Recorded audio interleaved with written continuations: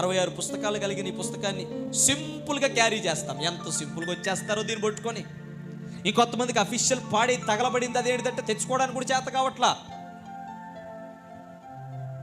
దాన్ని తెచ్చుకోరు. ఎక్కడుంది? ఫోన్లో ఉంది. ఎక్కడుంది? ఫోన్లో ఉంది.